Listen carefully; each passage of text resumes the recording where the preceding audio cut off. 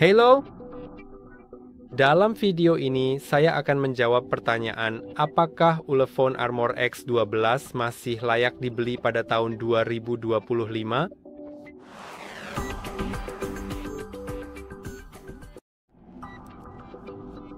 Oke, jadi ponsel tank kecil ini keluar pada tahun 2023 dan sekarang harganya sekitar 70 hingga 80 dolar.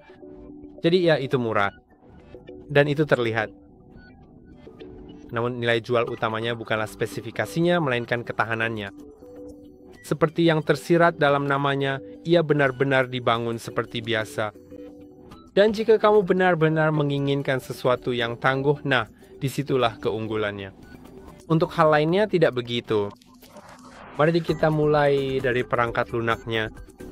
Ponsel ini diluncurkan dengan Android 13, titik. Maksud saya dengan titik adalah kita akan tetap di situ selamanya. Tidak akan ada baruan, tidak ada Android 14, tidak ada apa-apa. Ini juga edisi Go, yang membuat pengalaman penggunaannya sudah dipangkas dibandingkan Android biasa. Selanjutnya, soal performa. Kita mendapatkan chip MediaTek dengan teknologi 12 nanometer dan hanya 4 inti. 4 inti sebenarnya tidak buruk, tapi di tahun 2025 ini jelas terasa ketinggalan zaman. Ditambah lagi hanya dengan 3 GB RAM, ya ponsel ini lambat. Sangat lambat. Bahkan untuk melakukan hal sederhana seperti menggulir pengaturan saja bisa lag. Seperti Astia tidak tahu apakah saya bisa mendemonstrasikannya kepada kalian karena selalu saja itu selalu terjadi di saat-saat ketika saya tidak merekam, tapi memang ada lag-nya. Kualitas dari pengalaman yang diberikan oleh soal itu memang sebenarnya bukanlah yang terbaik. Ini hanya pengalaman yang masih bisa dipakai saja. Tapi saya bahkan sudah mencoba mematikan animasi di opsi pengembang. Itu membantu, tapi hanya sedikit. Sekarang, soal penyimpanan juga tidak lebih baik. Kamu hanya dapat 32 GB dan setengahnya sudah terpakai untuk sistem. Dulu di tahun 2016 itu masih oke, tapi sekarang sudah jauh dari cukup. Aplikasi lebih besar, foto lebih besar, semuanya lebih besar, dan kamu akan kehabisan ruang dengan sangat cepat. Tapi ada kartu SD. Kamu bisa memasukkan kartu SD, itu bagus. Nanti saya akan bahas itu. Sekarang, yang mengejutkan, kameranya tidak seburuk yang saya kira. Ini kamera 13 megapiksel yang menurut saya masih layak di tahun 2019. Hasil fotonya tajam dan jelas, semuanya terlihat. Dan meskipun warnanya biasa saja dan ada sedikit noise, tapi tidak buruk. Saya pernah melihat kamera 50 megapiksel di ponsel murah lain yang entah bagaimana hasilnya malah lebih buruk. Nanti saya juga akan bahas itu.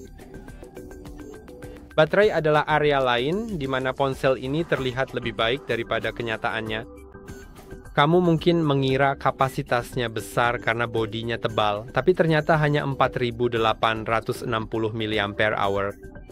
Sekarang ini, kebanyakan ponsel bahkan yang murah sekalipun sudah punya setidaknya 5000 mAh. Jadi ya, agak mengecewakan. Dan sebelum kita masuk ke sesuatu yang menarik yang ingin saya tunjukkan di video ini, mari kita bandingkan dulu. Atau jangan dibandingkan karena sejujurnya tidak ada yang bisa dibandingkan dengan foto-fotonya. Seperti, mau saya bandingkan dengan apa? Saat ini saya benar-benar tidak punya perangkat yang standarnya mirip, di mana kameranya bagus, tapi untuk tahun 2019. Jadi memang tidak ada yang bisa dibandingkan. Tapi saya akan memindahkan foto-fotonya ke komputer saya dan kembali lagi ke kalian, lalu saya akan menampilkannya di komputer. Karena memang kurang bagus kalau ditampilkan di layar ini kan. Oke, selamat datang kembali di komputer saya. Mari kita lihat beberapa foto yang sudah saya ambil. Oh ya, saya benar-benar berusaha membuat foto-foto ini. Saya sudah berusaha sebaik mungkin, meskipun ya itu memang hanya sebatas yang ditawarkan oleh ponselnya. Jadi mari kita buka foto pertama. Kalian bisa lihat tidak terlalu buruk, ada bagian yang overexposed, tapi juga tidak terlalu parah kalau saya perbesar. Seperti yang saya bilang, butiran grainnya cukup terlihat, tapi setidaknya tepinya tidak terlalu tajam secara dramatis. Oh, dan ini bukan foto terburuk, semuanya masih terlihat jelas, jadi itu setidaknya bagus. Sekarang mari kita lihat beberapa foto dengan pencahayaan yang lebih sulit. Jadi saya mencoba mengambil foto dengan pengaturan standar tanpa mengubah exposure di sini. Dan kalian bisa lihat hasilnya overexposed. Tapi setiap ponsel pasti akan overexpose foto ini. Saya juga tidak tahu kenapa. Tapi memang setiap ponsel yang saya coba untuk memotret pohon-pohon ini pasti akan overexpose bagian lubang di antara pepohonan itu. Sekarang kalau saya perbesar, sebenarnya saya lebih memilih untuk tidak memperbesar, tapi menurut saya ini juga foto yang cukup oke. Tapi seperti yang saya bilang, untuk tahun 2019, sebenarnya ranting-ranting di pohon ini cukup terlihat jelas, hanya saja mungkin latar belakangnya tampak blur dengan cara yang aneh. Blurnya tidak seperti yang saya harapkan. Blurnya memang aneh, jadi ya, itulah masalahnya. Sekarang mari kita lihat foto dengan pengaturan exposure yang diubah. Saya tahu saya terlalu jauh menaikkan exposure, tapi memang sangat sulit untuk mengaturnya. Exposure-nya bisa berubah sendiri secara acak, dan ya saya rasa ini karena prosesornya. Kemungkinan besar mengubah exposure di ponsel ini memang sangat sulit. Tapi kita masih bisa melihat beberapa detail di sini. Tidak terlalu buruk, bukan yang terburuk juga. Sekarang ada juga foto tanaman palsu. Ada keyboard di latar belakangnya. Menurut saya hasilnya sebenarnya baik-baik saja. Tanamannya sendiri juga baik-baik saja. Bahkan menurut saya hasilnya sangat bagus. Dalam kondisi pencahayaan yang baik, seperti yang bisa kita lihat, ada sedikit debu di sini dan hasilnya benar-benar sangat bagus. Sekarang mari kita lihat foto selfie saya. Saya rasa tadi sudah saya hapus, tapi saya masih bisa melihatnya. Ini bukan selfie terbaik yang pernah saya ambil, tapi ya kita bisa lihat di sini ada beberapa detail. Kita bisa melihat beberapa hal. Di rambut saya juga, kita bisa melihat ada beberapa detail di sini. Jadi ya, ini adalah foto yang solid. Kita juga bisa melihat di latar belakang ada spons dan semuanya. Dan yang terakhir adalah laptop iMac dengan beberapa spons. Dan spesifikasi ponsel yang sedang dibuka, serta spons-sponsnya. Jadi ya, ini bukan kamera terburuk, hanya untuk foto-foto yang sangat cepat, bukan yang bagus juga. Sekarang kita akan lanjut ke bagian berikutnya. Jadi begini, jika kamu ingin ponsel yang benar-benar tangguh dengan harga yang sangat super murah, Armor X12 masuk akal. Tapi kalau kamu ingin apapun selain itu, saya pribadi akan memilih HMD Pulse Plus. Harga sama, tapi rasanya seperti ponsel tahun 2024 yang sesungguhnya. Kamu mendapatkan Android 14, memang tidak bisa di-upgrade, tapi setidaknya sudah versi 14 dan bukan versi Go.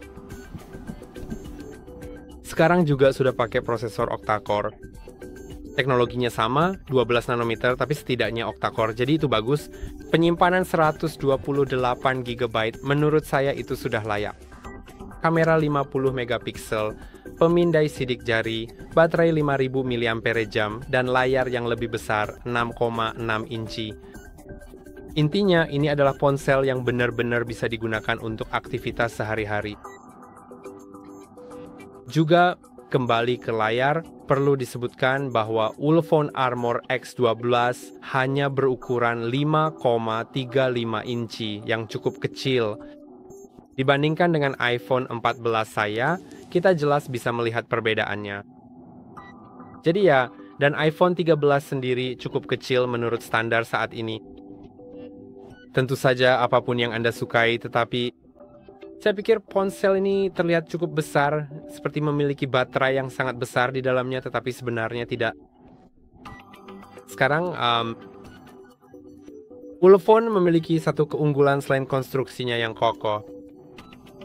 Mendukung dual SIM dan plus micro SD secara bersamaan. Itu kombinasi yang langka dan benar-benar berguna. AMD hanya memberi Anda satu slot SIM dan satu slot SD, tapi di luar itu dan fakta bahwa Ulefone mungkin bisa bertahan jika dilindas mobil, AMD Pulse Plus adalah pilihan yang lebih baik dalam hampir segala hal. Jadi, kesimpulan akhirnya, kecuali Anda memang membutuhkan ponsel yang kokoh seperti batu bata yang tahan banting, saya tidak akan merekomendasikan Ulefone Armor X12 di tahun 2025. Dengan uang yang sama, Anda bisa mendapatkan ponsel yang terasa jauh lebih modern. Dan saya berharap Anda dimulai Tiwati yang baru di video saya. Semoga Anda menyukainya dan beritahu saya di kolom komentar di bawah keputusan apa yang telah Anda buat. Apakah Anda akan membeli ponsel ini, memilih AMD, atau mempertimbangkan pilihan lain? Saya bisa membantu jika ada pertanyaan di komentar. Jangan lupa like dan subscribe. Sampai jumpa di video berikutnya.